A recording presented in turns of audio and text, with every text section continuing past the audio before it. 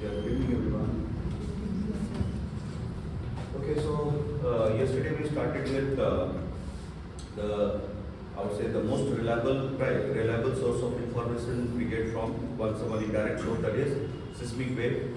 So we started seismic wave for getting information about the earth interior, and these seismic waves are considered as the most reliable one, the most natural source of information for the earth interior. So we studied the seismic wave, and then we saw the seismic waves into two categories: body waves and surface wave. And we also concluded that this is your body wave, right? These are your body waves only which are capable of telling us about the earth interior, not the surface wave, because surface wave travel near the surface, they do not get inside the earth, so they cannot tell us anything about the earth interior. Okay. So based on that body wave, that means your P and S wave, we scanned the earth interior, and we found the earth interior not being in a homogeneous state. It is not a homogeneous body, right? It is having heterogeneous material inside the earth and sand, right? And that is told by observing the velocity and the travel path of the seismic wave at different depth of earth interior, right? And we found that there are some layers inside the earth which are in solid state. Then you have a layer which is in semi-molten state. Then you have one layer in liquid state, and then you find one layer which is in super solid state. Which means that the earth interior is not homogeneous body. It is having different state of material at different depth of earth interior. Okay. So to understand why we have this condition prevailing inside the earth, we'll rely upon geophysical evidences, that means the geophysical phenomena, that is temperature, pressure and density, right? We'll talk about them, but before that let us focus on some other information also, right? how those informations have become important for us, and again shared by the seismic waves only, and based on those information we are able to classify the earth interior into those broad layers, that is crust, mantle and core, right? So these are your seismic boundaries. If you can recall the story which we followed for P and S wave yesterday. So what we have seen, we have P and S wave both registering a changing velocity at a depth of 12 km. Then again they experience a change in velocity at 35 km of depth. Then finally you have 100 to 200 km of depth where you have both P and S wave recording low velocity. They register low velocity here, and further with uniform increase in velocity, those P and S wave are able to reach up to the depth of 2900 km, right? One of the wave travel further inside the earth, that is your P wave, whereas the S wave are refracted away along the depth of, or you can say along the boundary of mantle and core, right? So these are the zones where we have observed, where we have studied the change in the velocity of seismic wave, and based on those observations we have identified those boundaries, or we also call them as discontinuities, right? That means there is a slight discontinuity in the velocity of the seismic wave, right? Slight change in the velocity of seismic wave, and those boundaries are called as seismic discontinuities or seismic boundaries. Okay. These boundaries have been studied and by different scholars, and they have been named after them. And accordingly, the first boundary which we see is your Moho discontinuity, which is at a depth of 35 km. And I said this is the average depth. Keep in mind that, right? You'll find Moho boundary at a greater depth over the continental block rather than over a oceanic block, right? You know why this is so. Okay. So this is your Moho discontinuity, which is at a depth of 35 km, and we have taken this zone of discontinuity of the seismic wave as the boundary for classifying those layers inside the earth, and accordingly we have identified crust and mantle, right? So the boundary which identified crust and mantle is your Moho discontinuity, right? Then further we take into account one discontinuity, that is at a depth of 2900 km, and we call it as Gutenberg-Wittem discontinuity, right? So based on these two discontinuities, we are able to find out three broad layers inside the earth, that is crust, mantle and core, right? These broad layers have been further studied, right? They have been further studied at minute level, and it has been found that these broad layers further have those discontinuities, or those discontinuities are located at. So the first discontinuity is found at 12 km of depth, which I discussed yesterday only, 12 km of depth, and that was identified by one Australian scientist, right? Australian geophysicist, I would say. His name was Conrad. So this is called as Conrad discontinuity. Now this Conrad discontinuity divide this crust now into two parts, right? That is your upper crust and then you have lower crust. Okay, upper crust and lower crust. Then again we find one discontinuity within the mantle, and that is at the depth of 990 km or 1000 km. You can follow any of the data. There is no problem because these data come from all those verified sources, right? So I am sharing the data because I am not an authority to rectify any of the data. My duty is to share all those data, even if we have some divergence in the data, right? So you have 990 or 1000 km, which is the depth taken to identify one more boundary, one more seismic discontinuity, and that has been identified again by a scholar named Repetti. So it is called as Repetti discontinuity. And based on that, we have divided the mantle into two parts. That is your upper mantle, and this is your lower mantle. Fine. So mantle is again subdivided into two layers. Then within the core at a depth of 5150 km, and you can recall the journey of P wave here, right? 5150 km. So this is the zone where we have sudden change, right? Sudden change in the velocity of P wave, because the S wave have been refracted away at a depth of 2900 km. Beyond 2900 km we do not see S wave, right? We only find P wave And P wave, right? P wave are having what? P wave are having a kind of sudden change in velocity from 2900 km to 5150 km. The velocity is falling abruptly, and again it is abruptly rising up in the zone that lies between 5150 km to 6371 km. That is the zone where P wave records highest velocity. I told you, highest velocity. So this is the zone which differentiates the core into two parts, and that has been again identified by a scholar named Lehman. So it is called as Lehman discontinuity, and this boundary act as a zone for dividing the core into two parts. The upper part is outer core and the lower part is the inner core, right? Inner core. So these are the discontinuity we have inside the earth, and based on the study of those zones where the seismic wave registered a change in their velocity, those zones have been identified, and the earth has been divided into those broad layers. Those broad layers have been further subdivided into those sub layers by taking those seismic discontinuity, right? So these are the seismic discontinuity we have to keep in mind, because after we complete the study of Earth interior, we'll never come back to this discussion. We'll always focus in a zone which is lying above asthenosphere, right? Above asthenosphere, because the next part of study which we are going to follow in geomorphology is the study of landforms, right? And all those landforms are product of what? Two processes. One endogenetic, the other is exogenetic, right? And that endogenetic and exogenetic process is operating where, right? The endogenetic process is operating inside the earth, above the asthenosphere, and the exogenetic processes are operating on the surface of earth, right? And the interaction between these two processes will help us in understanding the behavior of different types of landform, different physical features on the surface of earth, right?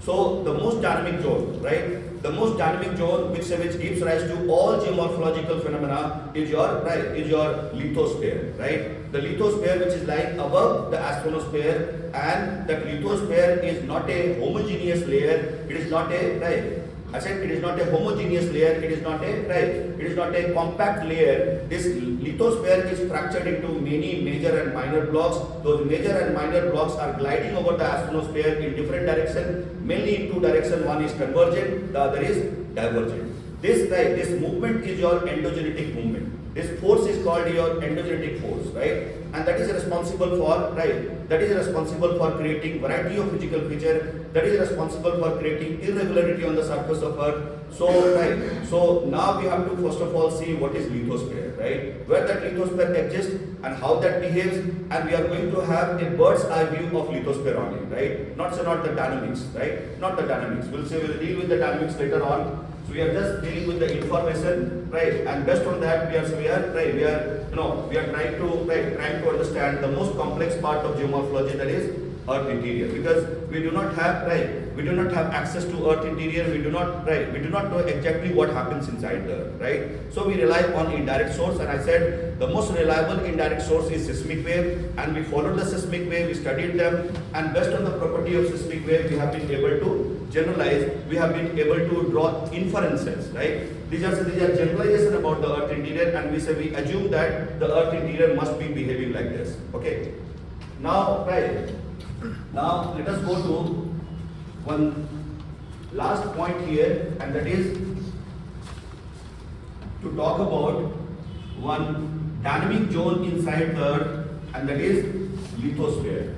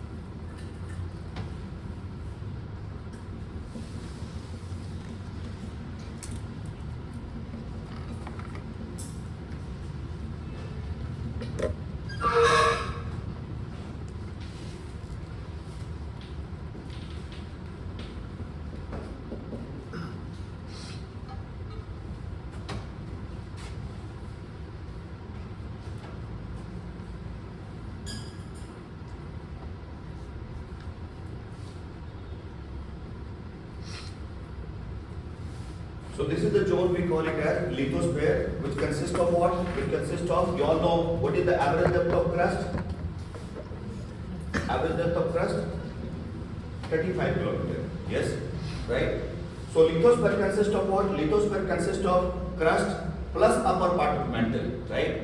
Crust plus upper part of mantle, which is lying above asthenosphere. Okay, which is lying above, right, above asthenosphere. And right, and this is the most dynamic zone we have inside the Earth.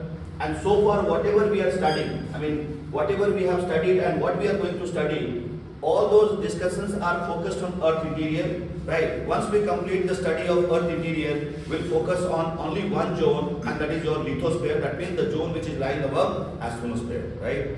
This lithosphere, right? This lithosphere, which consists of crust plus upper part of mantle, is fractured into many major and minor blocks. I said many major and minor blocks, and those major and minor blocks are gliding in two different directions, right? There are two main type of, right, main type of boundary we see on the surface of Earth, that is convergent boundary and divergent boundary. That means convergent movement and divergent movement. We have one more boundary, that is transform boundary. We'll talk about that later on when we deal with plate tectonics. So this lithosphere is not a homogeneous block. It is not a homogeneous block, but it is, right, it is fractured into many major and minor blocks, and those major and minor blocks are gliding over, right, gliding over the asthenosphere, because this is your asthenosphere, which is in semi-molten state, and that asthenosphere is acting as a lubricating zone, right? It is acting as a lubricating zone upon which you have those lithospheric blocks gliding, right? They slide over, right, over this molten, semi-molten, I would say, semi-molten layer, and then they are moving in different directions, either towards each other or away from each other, okay? That is, right, that is convergent movement or divergent movement, okay? I said convergent movement or divergent movement. So, right, so when one plate comes in contact with other plate, in the case of convergent movement, you know that the denser plate subduct under the lighter one, right? Okay? The denser plate subduct under the lighter one, you know why? Because anything which is denser inside the Earth, that would be pulled toward the Earth interior, right? So this is your denser plate which subduct inside the Earth. So what would be the depth up to which the, right, what would be the depth up to which the subducted plate will go inside the Earth? That would be the asthenosphere, right? So I'm just giving you a vertical eye view of this, right, this particular mechanism. We call it as plate tectonics, right? So these are your major, right, major and minor plates, right? Major and minor plates. Once those lithospheric plates are in motion, we call it as plate tectonics. So tectonics is what? Kinetic part of plate, right? I said kinetic part of plate, and then plates are your mechanical part, right? Okay. But you know that this is the simplest view of lithosphere. Lithosphere has a very dynamic existence, because we know that the Earth crust, right, the Earth crust is having two types of crust. What are those two types of crust? We have studied that. One is continental crust, the other is oceanic crust. Continental crust, and the other is oceanic crust.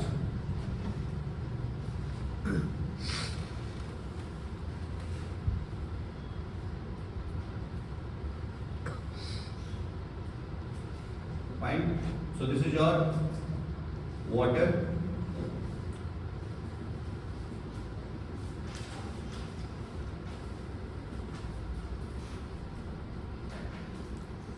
So all those lithospheric blocks which are under the water, they would be what kind of plate? Oceanic plate, right?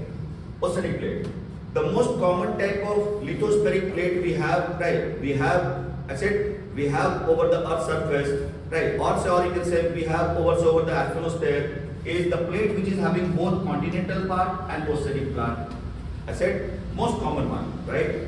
That is a plate, right? Plate which is having continental part and the oceanic part. This is your most common type of plate, right? Most common type of plate. So this is your continental part, and this is the oceanic part of the plate, right? Right? So majority of the plates are having what? Majority of the plates are having both continental and oceanic part. Okay? Now what happens when a plate which is having continental oceanic part coming in contact with another plate. Let us assume that the other plate is exclusive oceanic plate. Exclusive, right? There is no continental part attached to the other plate. Okay.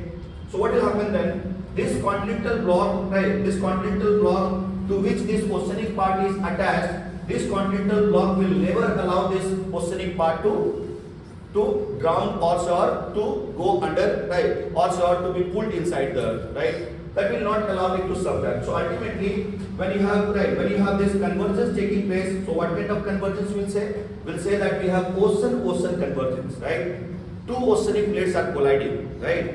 And it is quite obvious that this plate which is relatively more denser will subduct under the other oceanic plate. Why? Because this is exclusively made up of oceanic material, that is exclusively made up of basaltic material, right? Whereas this plate has both continental and oceanic part. So this part would be held by the continental block, and it will not allow it to subduct, right? So this is how plate tectonics will operate, and that will lead to variety of phenomena along the plate boundary. So this is one point you should keep in mind. So this is your continental oceanic part, oceanic continental oceanic part, continental oceanic part, right? So the most common type of plate I said is your plate which is having both continental and oceanic part, okay, right? And then you have few plates which are exclusively continental and exclusively oceanic. Okay, जैसे कि Pacific plate, right? Pacific plate is exclusively oceanic plate, right? Okay. Then when we say continental plate, just imagine if this plate is having larger part under the continental block. That means if this is the plate which is having larger mass under the continental block, then in that case we are going to call this plate as a continental plate, right? If this plate is having smaller continental block and larger oceanic part, then what you will say? You will say that this is a oceanic plate. Are you getting my point? Based on this combination, we follow and study those boundaries. That means your convergent, divergent, and transform boundary. We'll deal with that later on. Here, you have to keep in mind that this is the zone of study we are going to follow after we complete the study of Earth interior, right? This is your lithosphere, and the lithospheric plate movement, which is responsible for giving rise to one of the geomorphic process. That geomorphic process or geomorphic movement is called as endogenetic movement or endogenetic process, right? Okay, because the next topic after we complete Earth interior, we deal with rocks, then we go to those topics like factors affecting landform, right? And then you have processes affecting landform development, that is endogenetic and exogenetic process. You can see that you can see the syllabus and you'll find those topics. So this will be the arrangement we are going to follow. And regarding the Earth interior, the most important part, right? The focus area of our study within the Earth, would be the zone that lies above asthenosphere, right? Because this is the zone which is in motion, right? The lower part, that is your mantle, right? Lower part, that is mantle, that is in homogeneous state, right? The rocks are in solid state, and there is no fracture here. There is no fracture here. Apart from those minor disturbances we see in the form of mantle plume. We'll study that again later on. Mantle plume, right? Sometime we find within a plate, within a plate you have no plate boundary. But within a plate, you have volcanic eruption taking place, right? Sometimes you have seismic activity taking place, right? Seismic events are recorded within the plate. So that is mainly because of the mantle plume, or I would say movement of magma, right? Movement of magma, just like through a pipe, and that magma comes out on the surface, right? Okay, comes out of the surface. That leads to either shaking or volcanic eruption. Any of the two things, right? So we'll see that, but that is a rare phenomenon, rare. Okay. that is not a general phenomenon. The general, right, the general endogenetic, right, endogenetic processes, right, are observed above, right, above the astronosphere. Fine. So now we know about lithosphere, and we also know what we are going to see later on in geomorphology. So after chapter completing Earth interior, we are not going to refer to any other part of Earth interior except the zone which lies above astronosphere. So now let us go to the questions which we raised for ourselves while we scanned the Earth interior, and that was related to the physical conditions prevailing inside the Earth.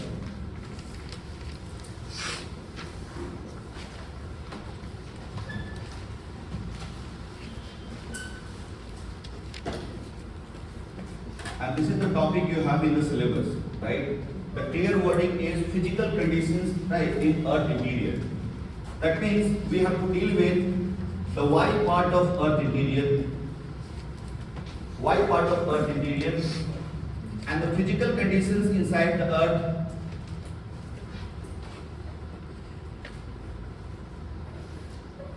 The physical state of matter inside the Earth,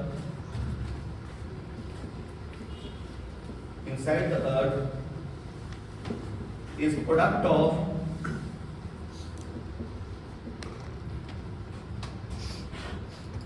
of interplay between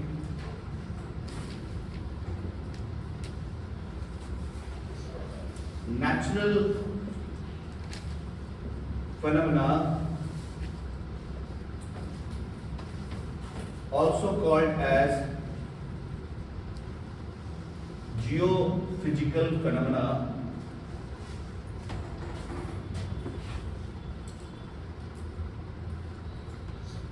such as geotemperature, geopressure, and geodensity.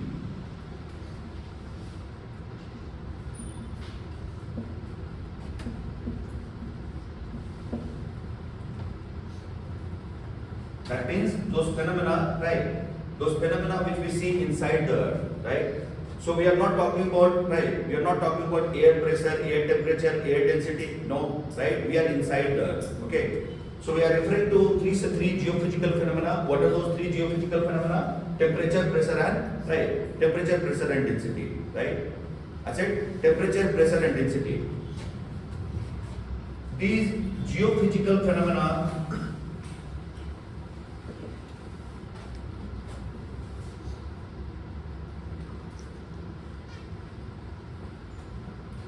control the state of matter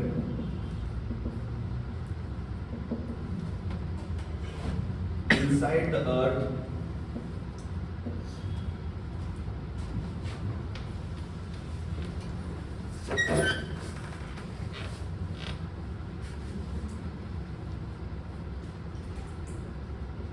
for example, solid, super solid, liquid, semi-liquid,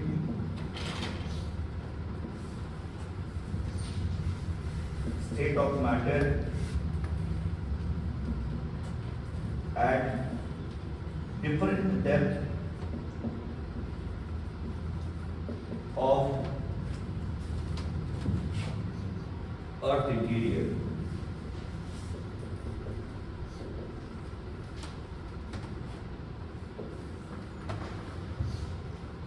At different depth of Earth interior.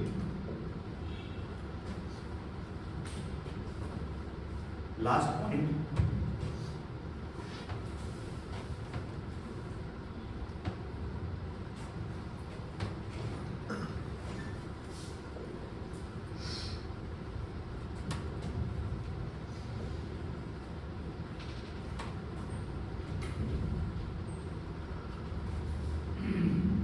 Among the above three .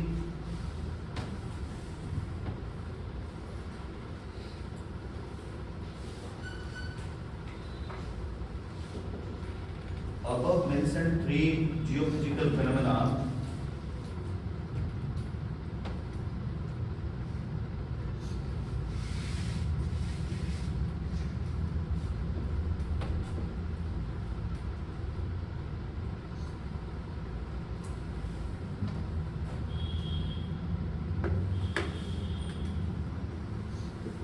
the most dominant and controlling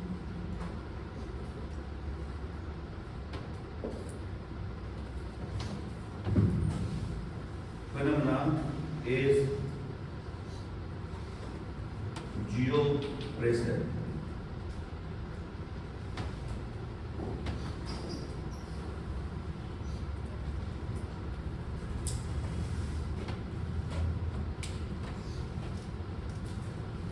So, what we have to study now, we have to find answer for the earth interior.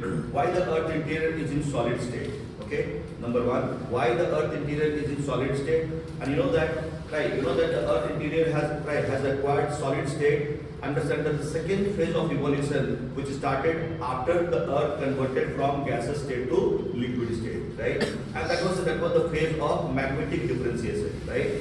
Magmatic differentiation where the lighter material was separated from the denser one, denser material proceeded toward the earth interior, and the lighter material were thrown outside. Actually, they were thrown toward the outer zone of the earth interior, right? And this is how the magnetic differentiation, chemical differentiation has led to the crystallization of those minerals at different depth. We have talked about Bowen reaction series, yes or no? There are some minerals which crystallize at higher temperature, and there are some minerals which crystallize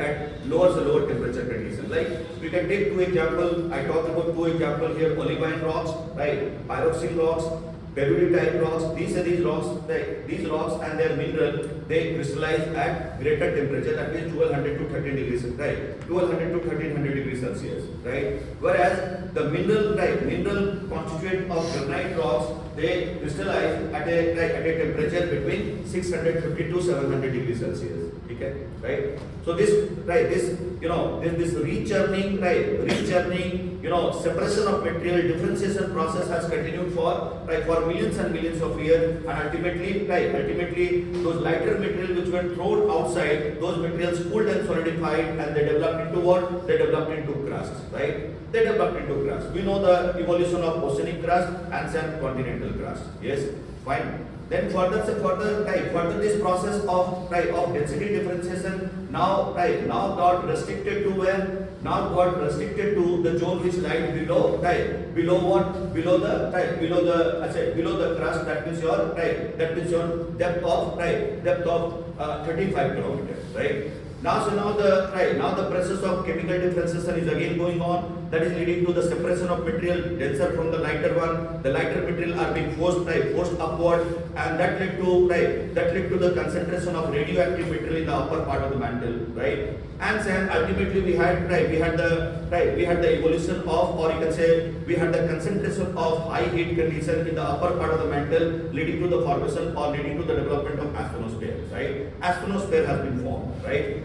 But the asthenosphere is releasing heat continuously. So what is going to happen to the crust now? What is going to happen to the lithosphere now? The lithosphere would be fractured into many blocks. Now there is no meteoritic bombardment. Forget about that, right? Meteoritic bombardment is over now, right? Now the fracture in the crust is caused due to what? The fracture in the lithosphere is caused due to magmatic intrusion, and that is breaking the crust either away from each other or pulling the crust towards each other, right? That led to the fracturing in the lithosphere. Okay. Now that chemical differentiation is over in the upper part. Now see what happens in the inner part. Now the inner part is experiencing the same process, right? Same process, and that led to what? Again separation of material from the denser to the lighter one, and then the lighter material are being forced upward, leading to the development of one layer, which is homogeneous layer, that is your mantle, right? Mantle which consists of magnesium. Magnesium is the dominant mineral. Then you have iron, some proportion of calcium, some proportion of silica also, right? This is how the mantle has developed, right? And then the process finally went down to where? the process, right, the process got limited in the innermost part of the earth, that is your core, right? And that further led to separation of material into two parts, that is the lighter and the denser part. The denser material again proceeding toward the center, and the lighter material were thrown along the periphery of the inner core, right? Along the periphery of the inner core, and that is the reason why, it is believed that the outer core consists of lighter material and the inner core consists of densest material like iron and nickel, right? So we'll talk about that later on. So understand this. We have to find answer for the earth interior. That means the state of matter, different mediums found inside the earth. So why the earth is behaving as a solid body, right? More or less the earth interior is solid, more or less I'm saying, right? With some aberration. So why the earth is acting as a solid body? So to control the state of matter inside the earth, the most important geophysical phenomena is pressure, right? Pressure is what? The superincumbent load, right? The load of that overlying layer, right? The load of that overlying layer of what? Rocks, right? Those rocks are exerting pressure upon the underlying material, right? And those underlying material are witnessing what? A rise in density condition, right? Because if you apply compression, so what will happen to the underlying material? They will experience rise in density. Rise in density will lead to what? That will raise their melting point, right? So we have high temperature inside the earth, but those materials are not responding to high temperature. Why? Because the temperature inside the earth has been counterbalanced by the superincumbent load, right? And that is keeping the material in solid state. This is the point you should keep in mind, that the most important geophysical phenomena which controls the state of matter inside the earth is pressure, right? It is your pressure, not temperature, right? It is not your temperature, that is pressure which is controlling the state of matter inside the earth. Fine, okay? Those geophysical phenomena, they are not operating right. They are not operating in a singular manner. They are not operating independently. They are having an interdependent role. They are having an integrated role. So that is why I said the state of matter inside the earth is product of interplay between natural phenomena, that is your temperature, pressure, and density, right? This state of matter inside the earth is found in different medium, whether it is solid or super solid, liquid or semi-liquid. That is again product of these three geophysical phenomena. Among these three, the most important one is pressure, right? This is what we have to keep in mind. Okay? बात समझ में आ रहा है? Now one more thing you should keep in mind, that now we have to answer few questions. Number one, why this astronosphere is in semi-liquid state? Number one, okay. Number two, we have to answer why the outer core is in liquid state, right? And the third question is why the inner core is in super solid state, right?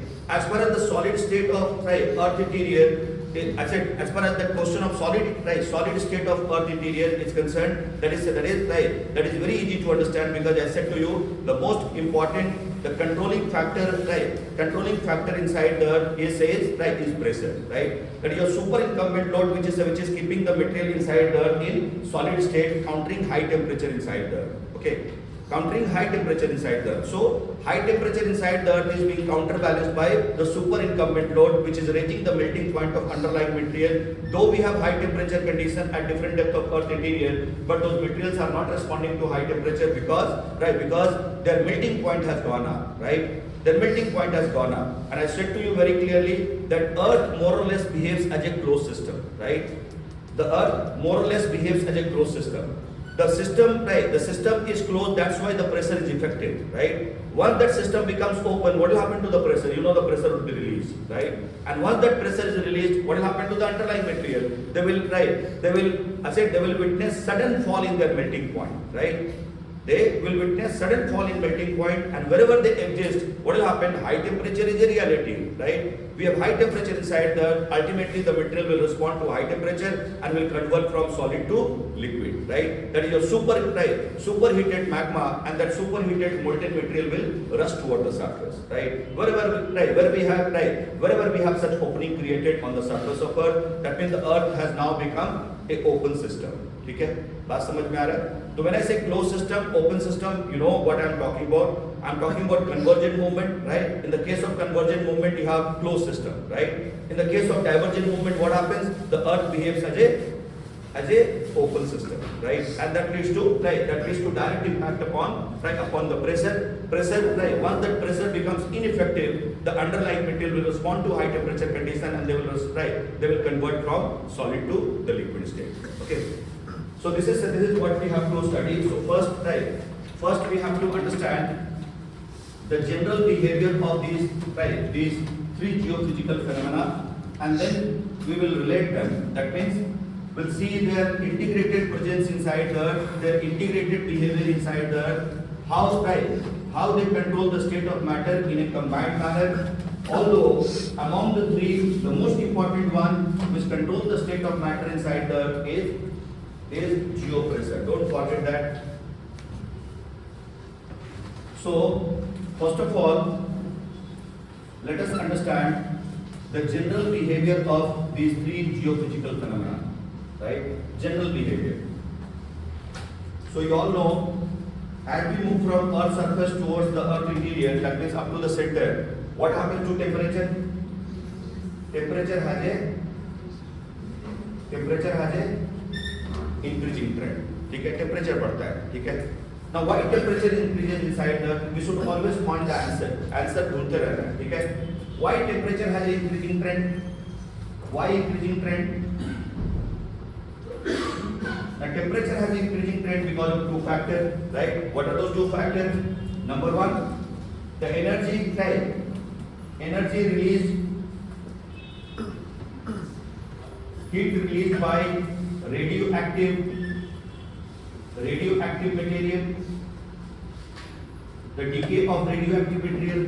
Yes, and I said to you that you have 98% of radioactive material concentrated where? 98% of radioactive material is concentrated in the upper part of the mantle, right? Okay. So that is the first source of heat inside the earth. 50% of heat generated inside the earth, almost half, right? Almost half, right? I said almost half or 50% of energy or heat generated inside the earth comes from radioactive decay, right? That means the decay of the energy or the heat released by those radioactive material like uranium, thorium, right? And they have high concentration where? In the upper part of the mantle, right? Okay? The second source of heat inside the earth is residual heat. Residual heat. Okay? Residual heat. Now what is this residual heat? Residual heat simply means the heat which got trapped inside the earth when earth changed from gases to the liquid state and liquid to the solid state, right? That is your residual heat, which is product of what? Which is product of compression. Because we all know that Earth was just a nebula, right? A large nebula, yes or no? And now that large nebula has contracted, it has undergone compression, and that has led to increase in the density of the nebula, and finally you have that nebula undergoing reduction in size, right? When the size of the nebula reduced, what happened? The density within the nebula increased, right? And ultimately the temperature inside the nebula increased, right? So this is your residual heat, which is product of that evolutionary process that has led to the evolution of that has led to the development and origin of the earth, right? So this is your residual heat, the second source now, right? Compression is not going on now. अभी compression नहीं हो रहा है, ठीक है? Compression को भूल जाना है. Compression at the earliest stage, right? And that led to residual heat. So there are two sources of energy inside the earth, and that is why we have increasing trend of temperature inside the earth, ठीक है? Increasing trend of temperature inside the earth. ध्यान रखना है. दूसरा बात ऐसा याद रखना है कि अगर अर्थ मान लो क्लोज सिस्टम है, ठीक है? right? If Earth is a closed system, just like a pressure cooker, right? What happens, right? What happens when you do not allow the whistles to or the gas to come out from the cooker?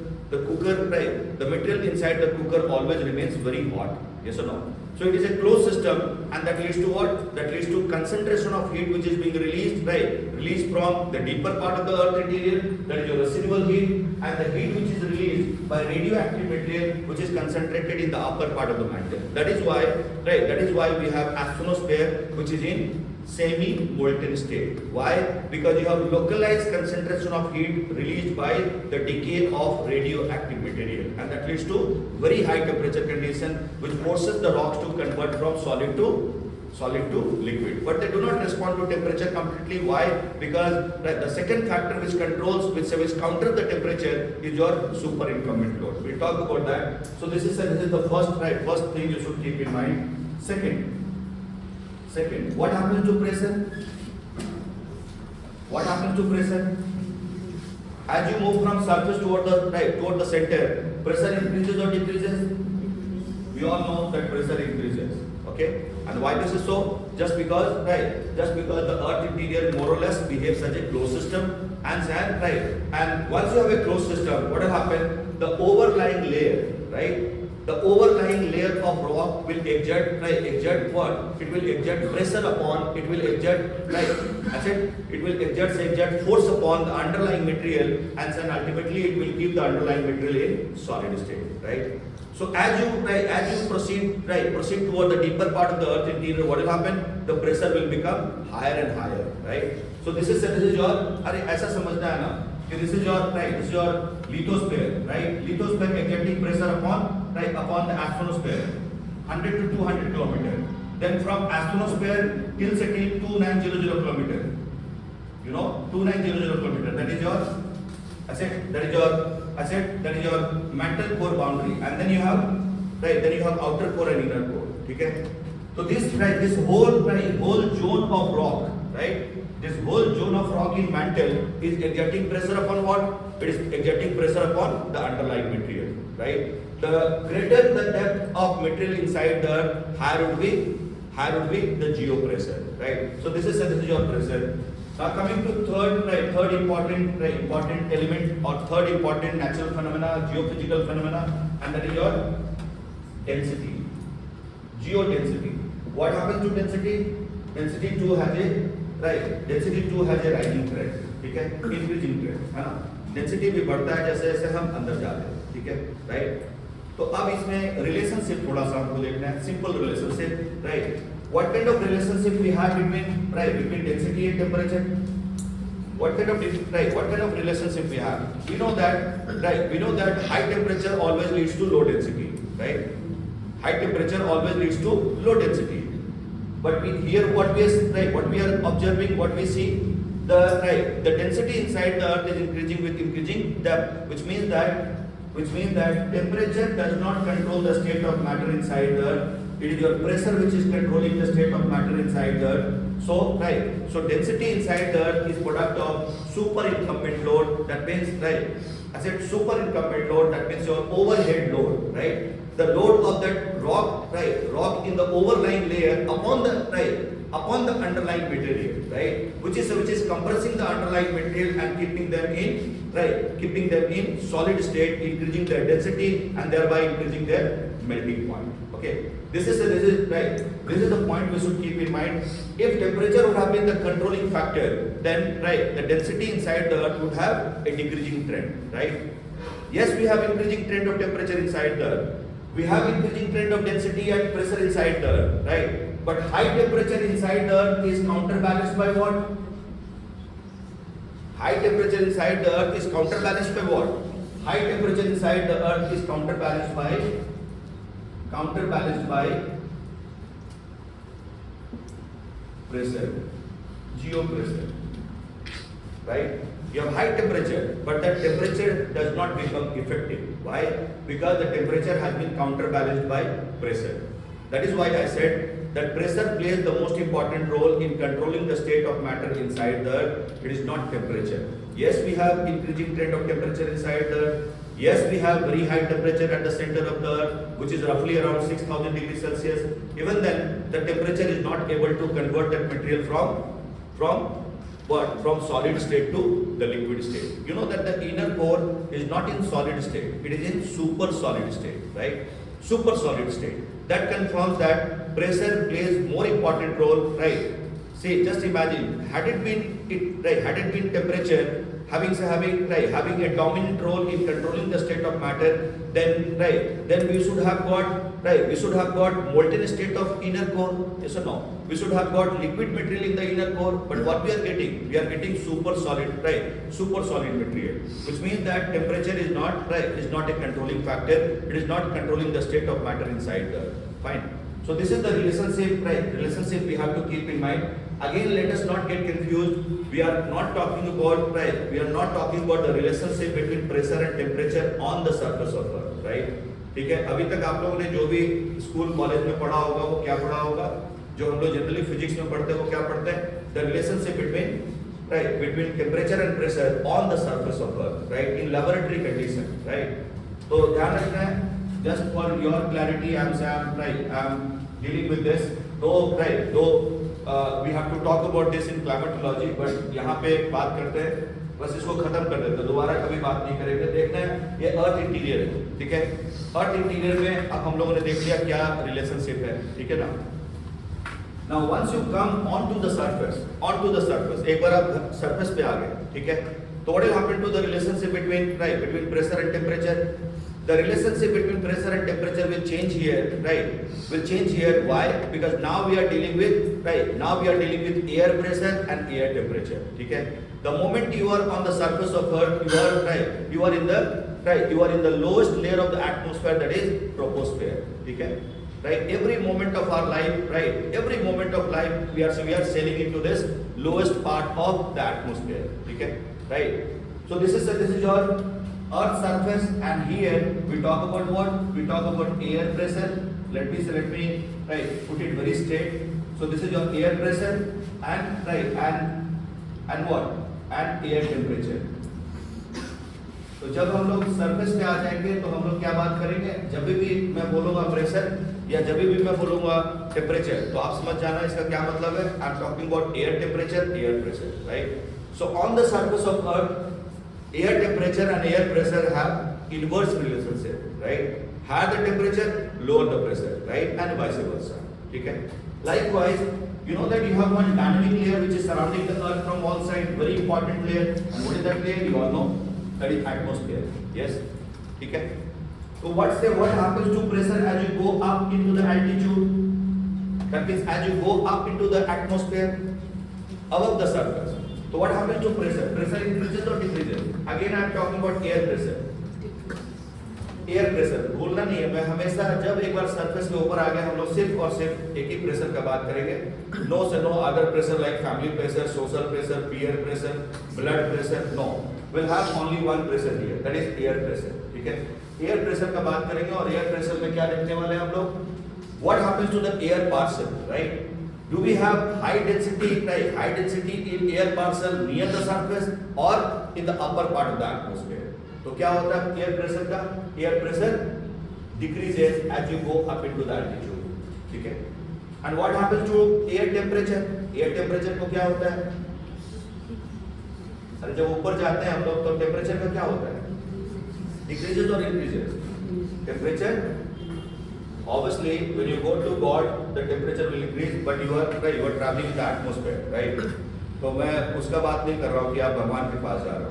I'm talking about your movement in the atmosphere, right? So as you go up into the altitude again, what will happen? Again the temperature decreases, right? अरे ये तो पता है ना, हम लोग high altitude में जाते हैं तो ठंडा होता है, ठीक है? Yes or no? So this is your air temperature and pressure. So what kind of relationship you have here above the surface? The relationship between air pressure and temperature is directly proportional, and they have decreasing trend. ठीक है? Inside the क्या relationship है? Pressure and temperature again directly proportional, but they have increasing trend. ये तीन zone है, ये जो तीन डोमेन है, इसको अलग अलग कर लेना है. ठीक है?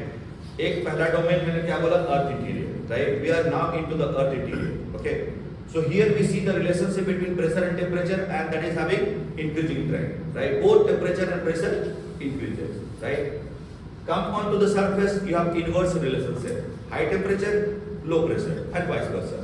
As you go up, right, up into the atmosphere, what happens, right? What happens to air pressure and temperature? Both are having a declining trend, right? Both are having a decreasing trend, right? That means the highest atmospheric pressure you will find where?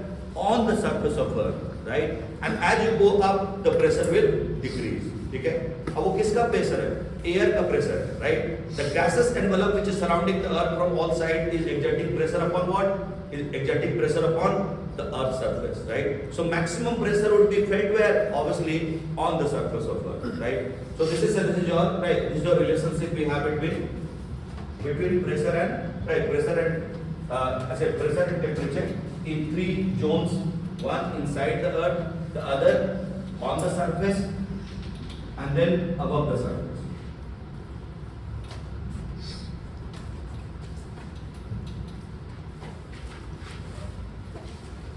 So the concluding remark here is what? Number one, I said why we have increasing trend of temperature. I said because of the release of heat from radioactive decay and residual heat. Number two, why we have increasing pressure? Because you have superincumbent load and the material inside the Earth, they are subjected to intense compression by the superincumbent load and sand, right? And ultimately what happens? Ultimately the density increases, which means that the increasing trend of density inside the Earth is controlled by what?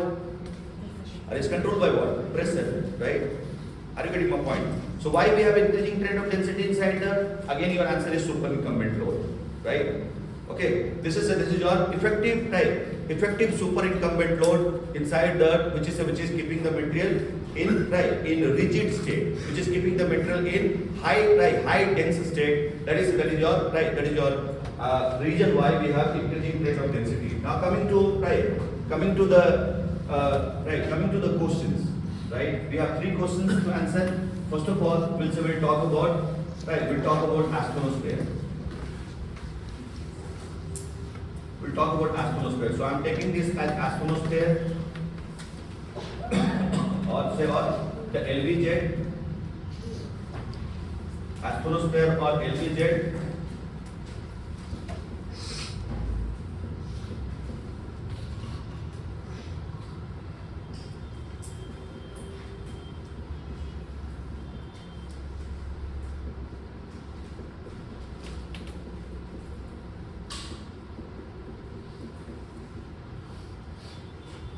So this LVZ, the question is why asthenosphere is in semi-molten state.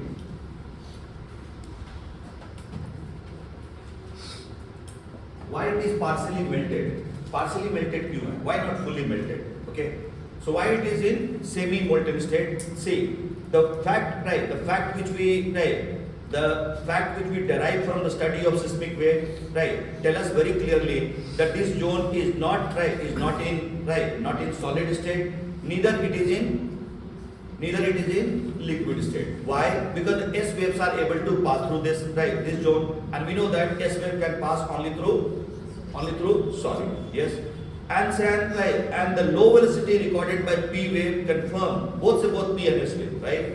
The low velocity recorded by P and S wave confirm that this belt is not in solid state. Why?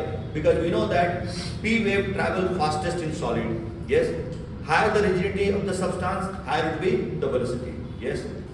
So now it is clear that we have information about a zone inside the Earth, and that zone is asthenosphere, which is neither in solid state nor in liquid state. So why this is in semi-molten state? There are two reasons for this. What are the reasons? Number one,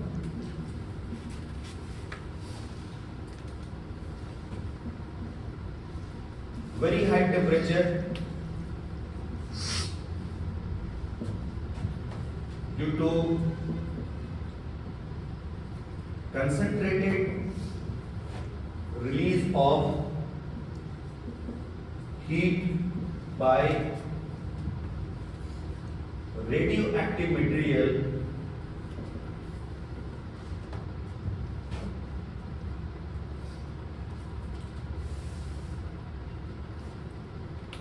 heavily concentrated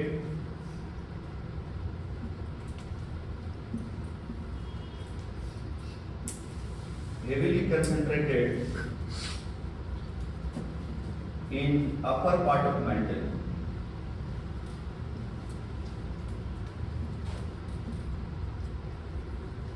which is 98%.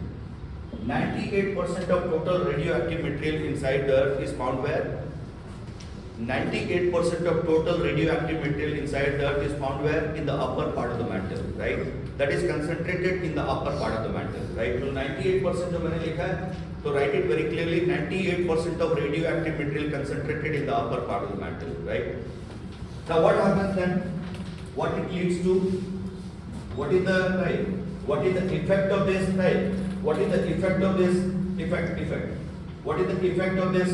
Right? This high concentration of or localized concentration of radioactive material. Very high temperature.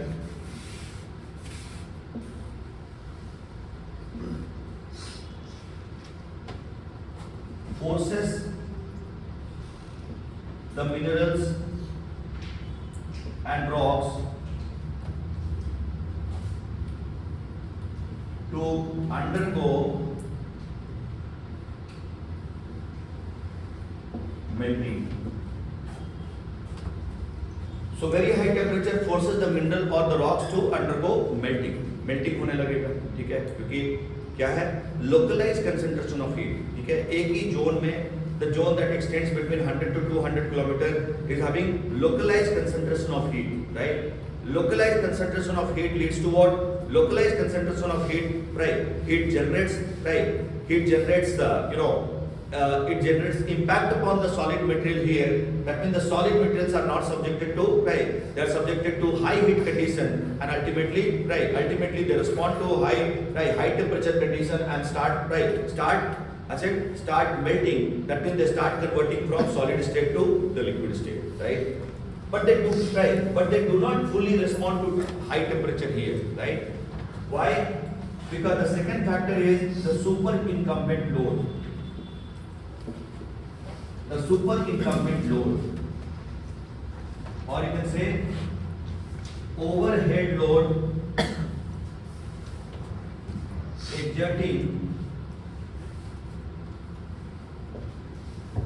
exerting pressure upon underlying material.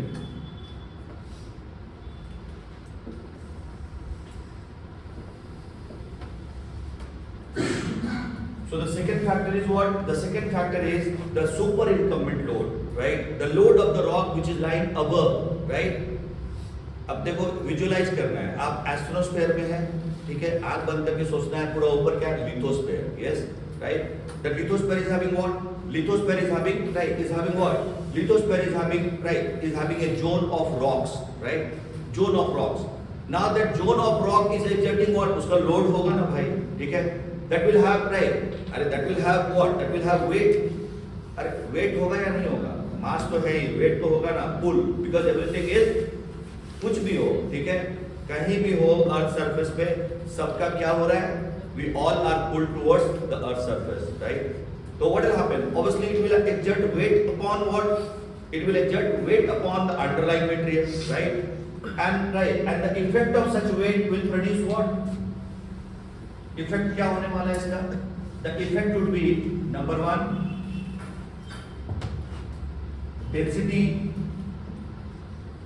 of underlying material will increase. Underlying material increases, thereby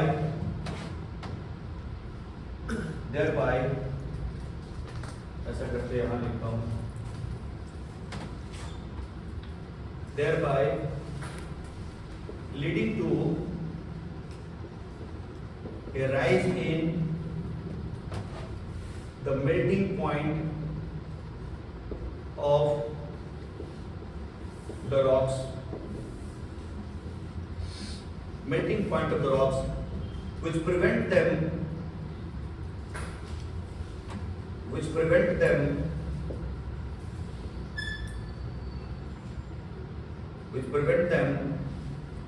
from fully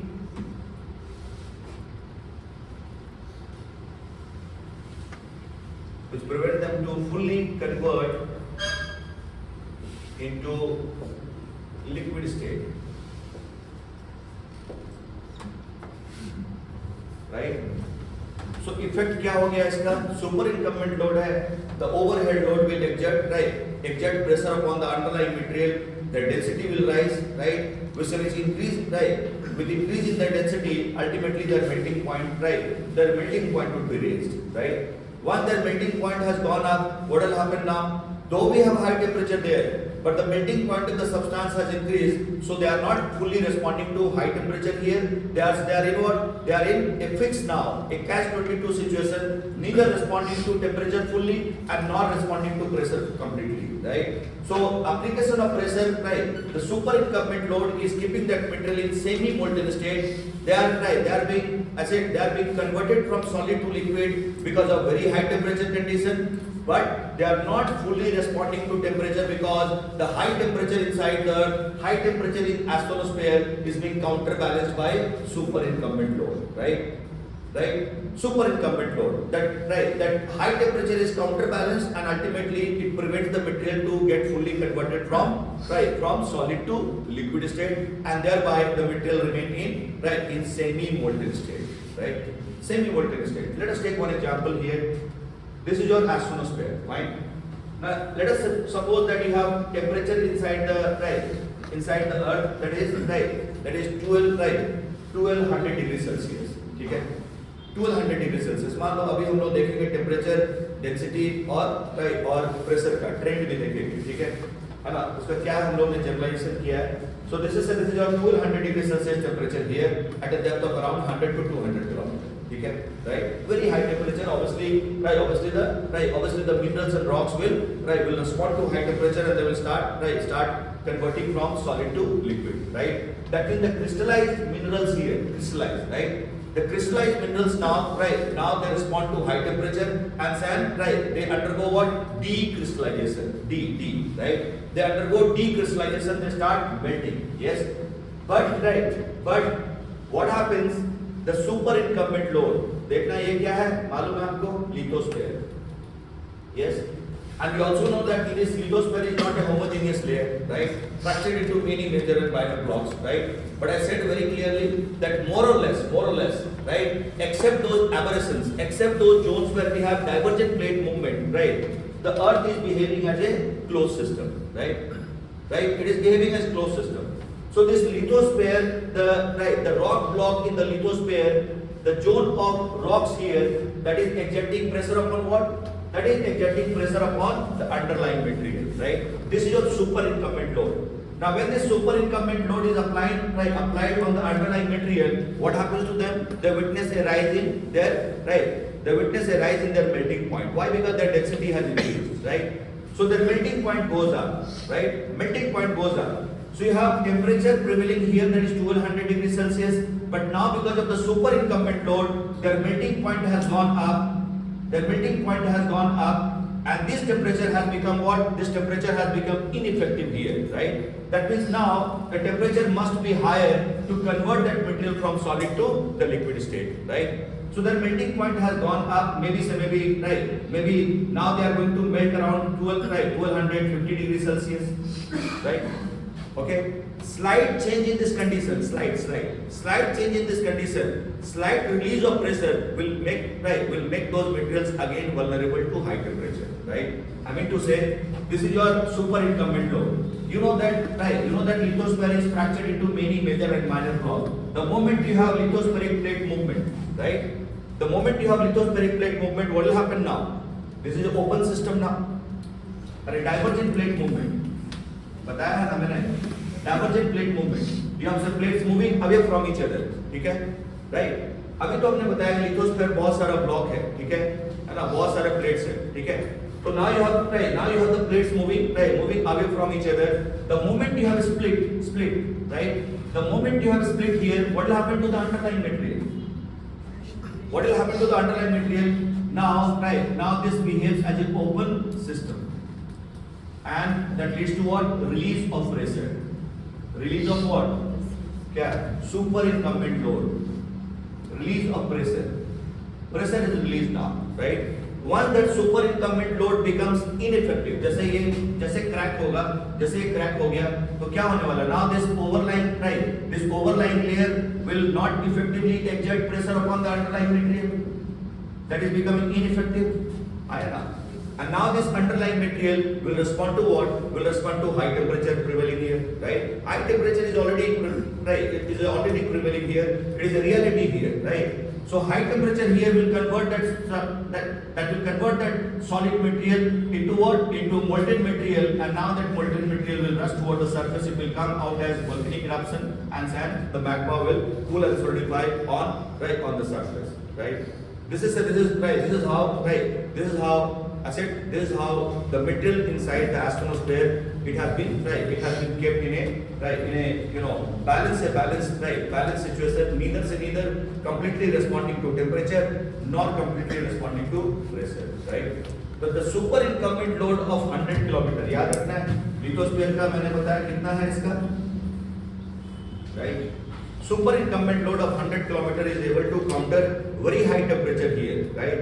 Very high temperature here, localized concentration of temperature here, and that is keeping the material in semi-molten state, right? High temperature की वजह से क्या हो रहा है? उसका conversion हो रहा है, right? That is converting from solid to liquid, but that is not fully responding to temperature because the other factor which controls the state of matter here or the state of matter inside the earth is superincumbent load pressure, right? That pressure being exerted, the pressure being applied to the underlying material forces the underlying material to witness what? To witness a rise in their melting point. Their melting point has gone up, right? So though we have high temperature here, but the temperature is not sufficient, right? The temperature is not enough. Melting point तो पता है ना, the temperature at which a particular mineral or a particular object will convert from solid to liquid, melting point, right? So their melting point has increased, and that is why they are in what? They are in semi-molten state, not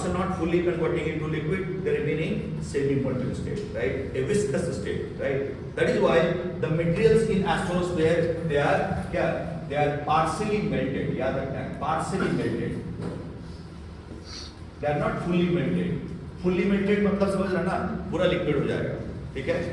और partially melted मतलब आधा, ठीक है? Partially मतलब आधा उसका melting हुआ, आधा melting नहीं हुआ, ठीक है ना? So this is the reason why you have this astronosphere in semi-liquid state. और इसको याद रखना है because later on after we complete the study of Earth interior, this understanding will help us a lot in understanding plate tectonics also. So I have referred to this, there's two kinds of systems, one open and closed system, purposefully, deliberately, because this understanding will help us in dealing with many of the dynamisms which are taking place on the surface of Earth, whether it is your seismic event, whether it is your volcanic event, right? Those things would be more clear to us. Especially the topic of volcanism, right? That will become very easy for us if we understand this behavior of Earth interior. Okay.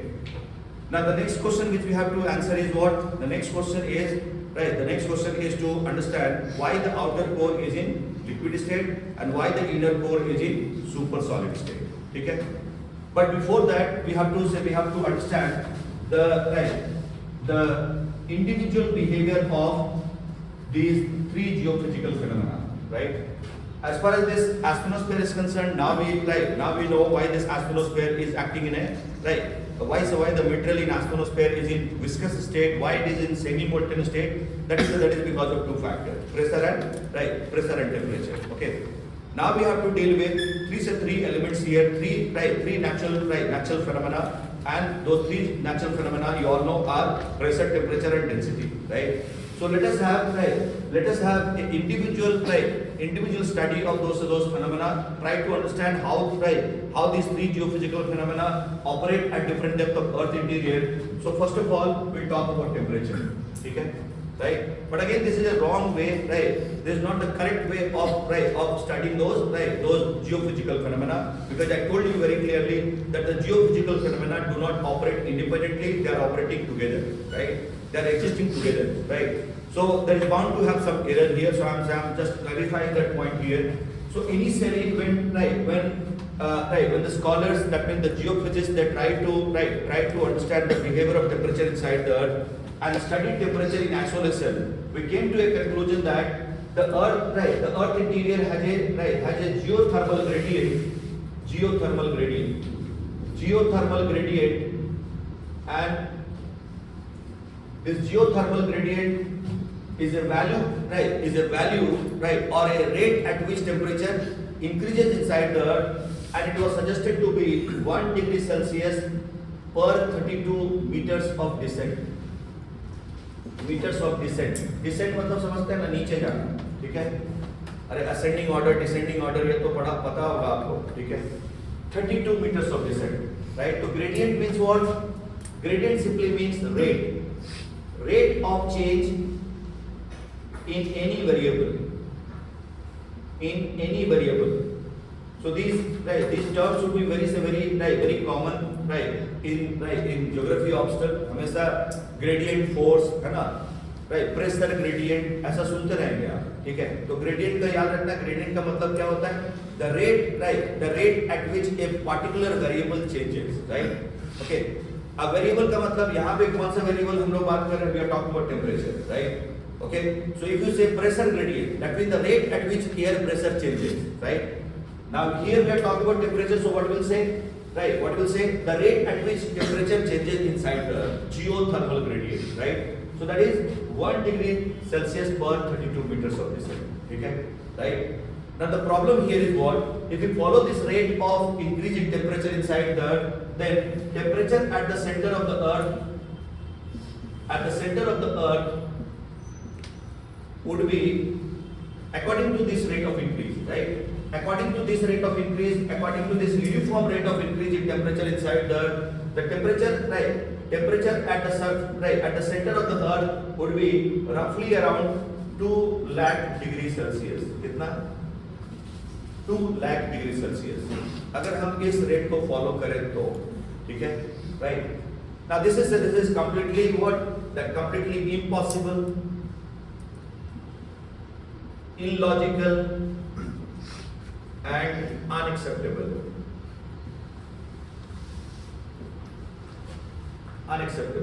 Right? ठीक है? Impossible क्यों मैं बोल रहा हूँ? Impossible, ठीक है? Unacceptable. Why? Illogical का बारे में बाद में बोलेंगे. पहले unacceptable और impossible समझना है. Unacceptable, impossible. Why? Because at this temperature, at the center of the Earth, right? What will happen to the Earth interior? The whole Earth would have melted down, right? It would not have only melted down, the whole Earth would have been evaporated, right? At this temperature, at the center of the Earth, right? Okay. That is why this calculation is illogical. That means we are missing something, right?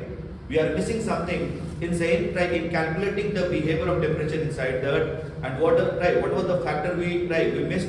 The factor which we missed in saying, in studying the behavior of temperature inside the Earth, the most important factor, and what is that pressure? What is that factor? You know that, you know the factor is? The factor is pressure, right? Pressure was not taken into account for studying the behavior of temperature inside the Earth. Okay. So when pressure factor was taken into account, we found one interesting trend of temperature inside the Earth, and that is quite logical. That is acceptable, right? So this is the value of temperature increase suggested by scholars when temperature was studied in isolation, right? When temperature was studied independently. But we know that these variables, these phenomena, they do not operate independently. They are found together, operating together. So when pressure factor is taken into account, taking pressure factor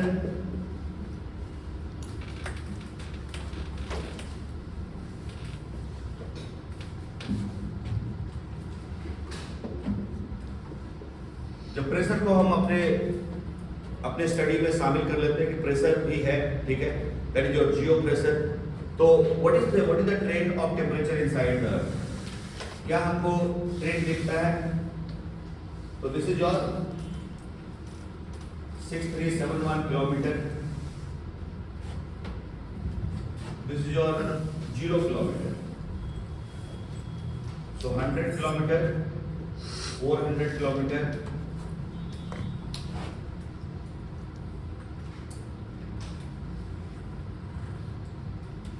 700 kilometer,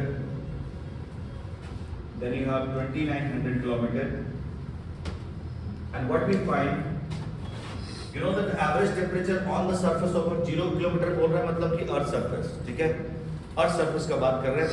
तो the average temperature of earth surface is 15 degree Celsius. कितना है? 15 degree Celsius.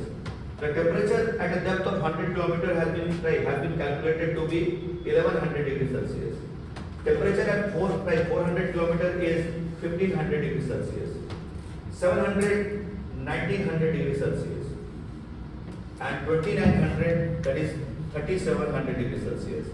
And temperature at the center of the earth is calculated to be 6000 degree Celsius. So one thing is very clear here by following this graph, that temperature has an increasing trend. Temperature increases with increasing depth, right? And the highest temperature inside the earth is found where? The highest temperature inside the earth is found, right? Is found at the center of the earth. That is in the innermost part of the earth interior. Okay, right? Now you see the upper part of this graph. Second point here, when we include pressure factor in saying measuring or in calculating temperature behavior inside the earth, what we find that the highest increase in temperature, the highest rate of increase in temperature is found to be highest where, or the highest increase in temperature is found to be in the upper cell of the earth interior. And as we go toward the deeper part of the earth interior, what happens? The rate of increase in temperature decreases, right? तो देखना है 0 से 100 kilometre क्या rate है increase का? 12 degree Celsius पर kilometre. Then from 100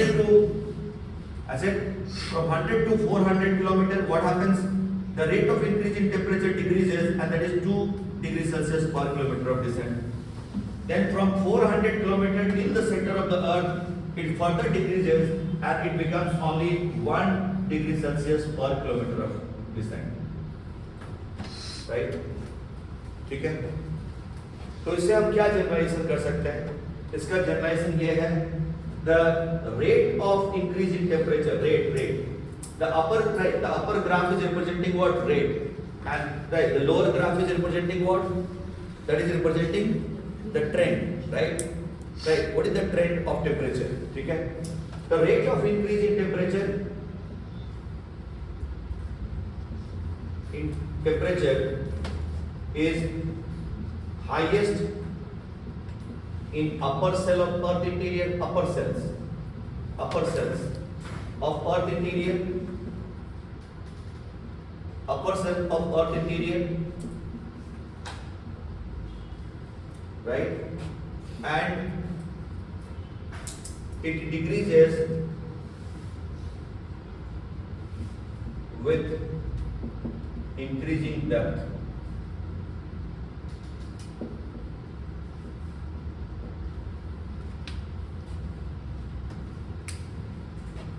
It decreases with increasing depth.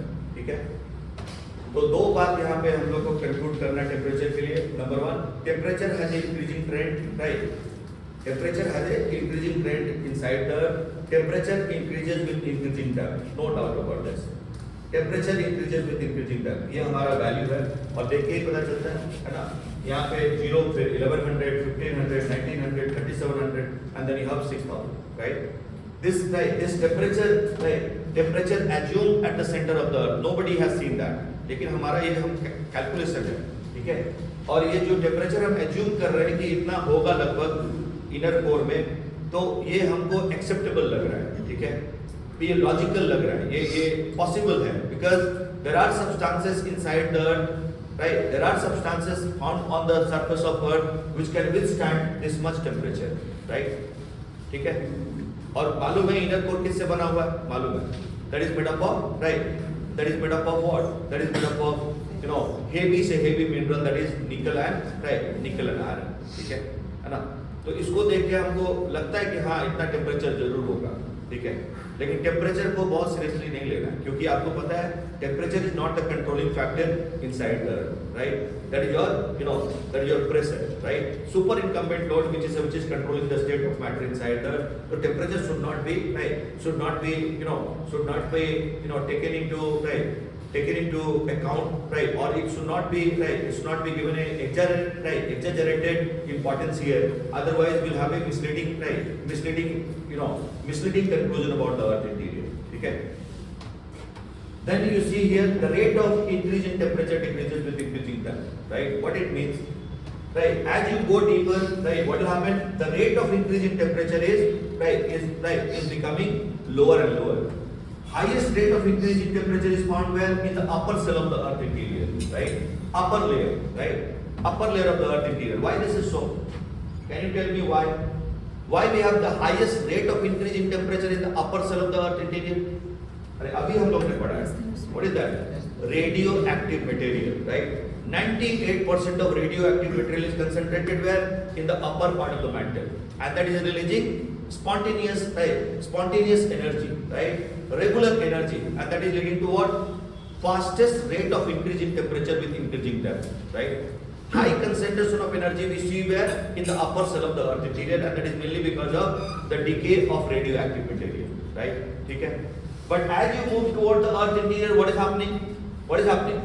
You do not have such radioactive material here, right? The heat, right, the source of heat is becoming lesser and lesser here, and ultimately the rate of increase in temperature starts decreasing, right? High temperature inside the earth at the center is mainly because of the residual heat, right?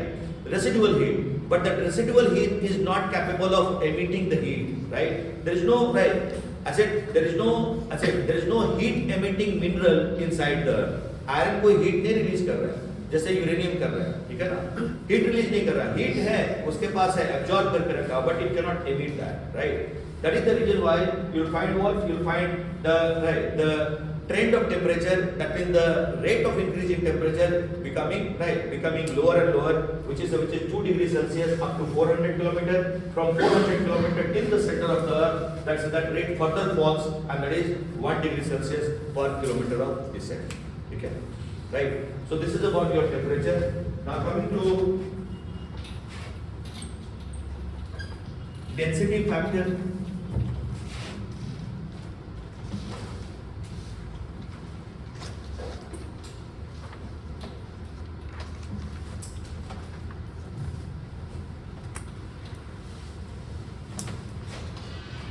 Density factor. We all know that we have increasing trend of density inside the earth, okay, and I said the density inside the earth, or the density of the material inside the earth is mainly controlled by pressure factor. We all know that. We also know that the earth, this earth is having highest density in comparison to all other planets, that is 5.52 gram per cubic centimeter, ठीक है, average density of the earth, है ना, average density है, and it is the densest of all planets in our solar system, ठीक है, earth. This earth has 3 broad layers. We all know that: crust, mantle and core. Crust has an average density of 2.8 gram per cubic centimeter, right? 2.8 gram per cubic centimeter. Now, You all know that crust is divided into two parts. बोलने की जरूरत नहीं है. कौन कौन सा?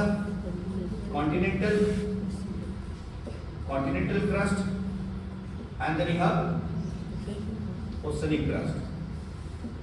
Continental crust has an average density of 1.6 to 1.8 gram per cubic centimeter, whereas the oceanic crust has an average density of 3 to 3.6 gram per cubic centimeter. ठीक है, ये हमारे पास डेटा है, हम लोगों ने एवरेज निकाला. ठीक है, तो क्रस्ट का हमको पता चल गया. ठीक है, average density 2.8, right. Then mantle, right, mantle. ठीक है, mantle. So mantle has an average density of 4.6 gram per cubic centimeter, and it is needless to say, needless, right? See, you don't have to, right? You don't have to memorize all those data. ठीक है, बिल्कुल जरूरत नहीं है. ठीक है, ये सब डेटा का कोई खास जरूरत नहीं है, पहले समझ लेना इस बात को. ठीक है, आप बस इतना ही भी अगर मेंशन कर दो कि एवरेज है डेंसिटी ये. ठीक है, तो क्रस्ट से लेके कोर तक हम क्या देख रहे हैं? As we start from crust and move toward the core, what we find? We find the average density of the layer increasing, right? ठीक है, और वो कंफर्म करता है कि डेंसिटी क्या करता है? डेंसिटी का इंक्रीजिंग ट्रेंड है. ठीक है, तो मेंटल को चाहो तो फिर से डिवाइड कर दो, अपर मेंटल, लोअर मेंटल. ठीक है, तो इसमें मतलब I said needless to say that upper mantle will have lower density in comparison to lower mantle. ठीक है, बोलने की जरूरत नहीं है. Then core again further divide to outer core and inner core, right? The average density of the core is taken to be 11 gram per cubic centimeter, right? Inner core having a density of 14 gram per cubic centimeter and outer core having a density of 9 gram per cubic centimeter. ठीक है, ये density हम लोगों ने calculate किया है. तो इसके बेसिस पे क्या बोल सकते हो आप? One thing is very clear here that you have density having increasing trend, right? As you move from surface to the innermost part of the earth, you find density, right? Density having increasing trend. ठीक है, density बढ़ता है. बात समझ में आ गया? ठीक है. So this is your density, right? Density factor. Now quickly let us talk about pressure. Pressure के बारे में भी बात कर लेते हैं. So pressure, right? Pressure has a uniform behavior, right? Wherever the earth is behaving as a closed system, right? So the general, right? The general, I would say, the general trend or the rate at which the pressure increases inside the earth is 250 to 300 bar per kilometer of descent. That means with every 1 kilometer of descent inside the earth, pressure will rise by 250 to 300 bar. Bar तो आपको पता होगा. ठीक है, that is your unit of expressing pressure, right? जैसे हम लोग air pressure का बात करेंगे तो हम लोग बार को छोड़ के मिली बार में आ जाएंगे. ठीक है, बात समझ में आ रहा है? एयर तो बहुत लाइट होगा ना in comparison to the rocks, right? Yes or no? So this is your, right? This is your average rate of increase in pressure, right? Average rate of increase in pressure inside the earth, that is, right? That is 250 to 300 bar per kilometer of descent. ठीक है, so now you know about pressure, density, and right, and temperature. So let us go to the last part of our discussion here, understand the structure of earth interior. So far we are dealing with the structure of earth interior. We are seeing those broad layers, their behavior, the heterogeneous nature of earth interior, है ना? तो आपको मैंने बताया था कि homogeneous होता तो सिस्मिक वेव कैसे चलते? सीधा सीधा चलते. ठीक है, स्ट्रेट पाथ. पर उनका मालूम है अब स्ट्रेट पाथ नहीं है, right? They are being refracted, reflected, right? They are slowing down again, right? Again attaining high velocity at, right? In a zone inside the earth. So right, so this leads to what? This leads to a heterogeneous nature of earth interior.